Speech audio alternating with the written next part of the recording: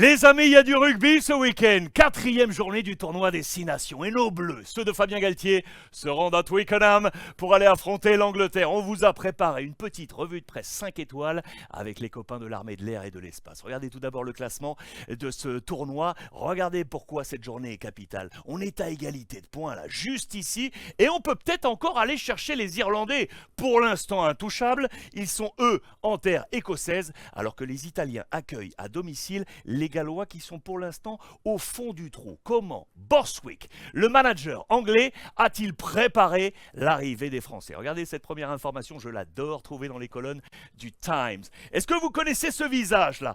Jason Fox, dit Foxy pour les copains. C'est un présentateur télévision du côté de l'Angleterre. Il présente une émission d'aventuriers de fous furieux. Mais avant cela, c'est un ancien officier des commandos de marine des forces britanniques. Commando de marine des forces britanniques. Autant dire Monsieur Muscle. Et du coup, Borthwick lui a passé un petit coup de bigot. Il lui a dit « Foxy, s'il te plaît, viens avec moi. Viens motiver mes gars en mode commando, en mode mission pour affronter les Français. » C'est exactement ce qu'il a fait cette semaine du côté de Brighton. C'est la première information et je l'adore. La deuxième concernant Borthwick, elle revient au terrain. C'est qu'il a enlevé le brassard de capitaine à son ouvreur, Owen Farrell, pour donner ce brassard à lui là. Monsieur Baby Rhino, Ellis James, grande famille du rugby anglais, le joueur de Leicester, c'est lui qui sera capitaine, le pilier, pour affronter l'équipe de France. Du coup, si Farrell a sauté, l'ouvreur, qui sera titulaire à l'ouverture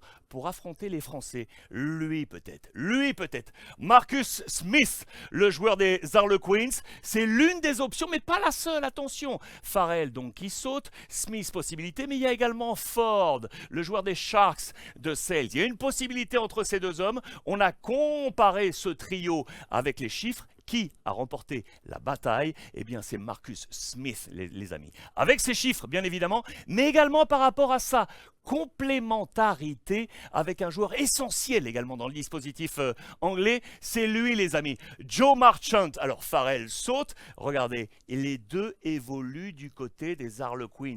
On veut recoller justement, on veut recréer cette connexion pour affronter l'équipe de France. Attention, hein, parce que le père Marchand, c'est un fou furieux. Regardez ses stats depuis la saison 2021-2022 du côté de la première chip avec les Harlequins, c'est tout simplement un fou furieux. Le nombre de plaquages, on est ici en top 2 avec le pourcentage de plaquage par match est réussi, et également ici avec le nombre d'essais, la moyenne d'essais par match, il est tout simplement number one. Attention, ça va être un danger pour les Français. Deuxième danger, éventuellement, c'est celui qui avait été déjà le bourreau de l'équipe de France. Est-ce que vous vous souvenez de lui là? Mauro Itoje, sûr, oui c'est sûr. Souvenez-vous du match de 2021, c'est lui qui avait privé l'équipe de France du Grand Chelem. Les Bleus étaient en train de mener et au tout dernier moment, lui là l'ami, il sort du ruck, il évite les plaquages de Woki et de Thomas et il inscrit l'essai favorable aux Anglais. Les Bleus n'ont pas le Grand Chelem, lui il va falloir le surveiller. Mais attention, please stand up dans les colonnes du Times une nouvelle fois. Il est un peu down en ce moment. Il a quelques petits problèmes et notamment psychologiques et de santé. Il faut savoir que les Anglais et l'encadrement l'a protégé, préservé. On lui a donné des solutions pour qu'il devienne éventuellement de nouveau la bête physique qu'il est, et notamment du côté des Saracens. Plusieurs stats qui montrent qu'en ce moment, il est un peu moins bon. Regardez le nombre de mètres gagnés sur le plan chronologique. 2023, on est à ses stats les plus basses. Le nombre de plaquages, on est toujours là. Le nombre de ballons récupérés au sortir des rucks, notamment, on est plutôt bas, vous le voyez, alors qu'on en concède un petit peu plus que sur l'année précédente. Autant dire qu'il est un peu à l'image de l'équipe anglaise d'ailleurs, hein, un peu en dents de scie. On était plutôt dans une période down.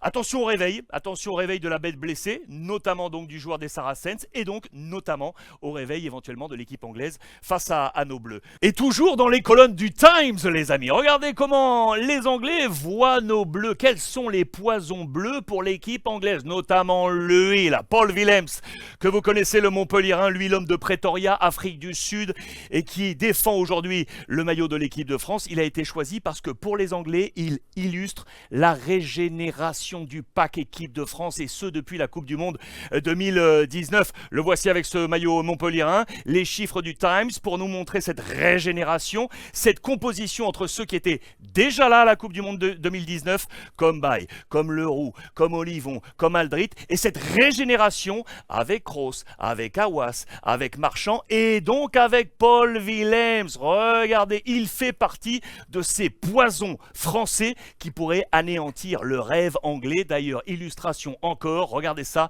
toujours dans les colonnes du Times, le meilleur 15 possible si on mélange le 15 anglais, le 15 français. Les experts anglais donnent cette version 1, 2, 3, 4. Seulement 4 anglais et là, tout le reste sont des Français de la formation de Fabien Galtier et notamment Willems qui est ici. J'adore ça. Les Anglais ont peur de ce 15 tricolore. Voilà pour cette revue de presse spéciale tournoi Destination. On va attendre cette 4e journée avec les copains de l'armée de l'air et de l'espace. D'ailleurs, au passage, si vous avez envie de rejoindre la communauté là, la communauté des aviateurs, parce que vous le savez, il y a plein de boulot offert. Il y a plein de possibilités du côté de l'armée de l'air et de l'espace. Regardez ça, 4000 recrutements dans plus de 50 métiers. 4000 recrutements sur cette année civile 2023, les amis.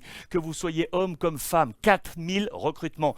Si vous avez envie de rejoindre la communauté des aviateurs, allez jeter un coup d'œil sur le site que je vous ai glissé le lien sur mes différentes plateformes, devenir-aviateur.fr, devenir-aviateur.fr. Il y a plein de choses à faire. En attendant, bon rugby à vous ce week-end et on se retrouve pour le débrief lundi.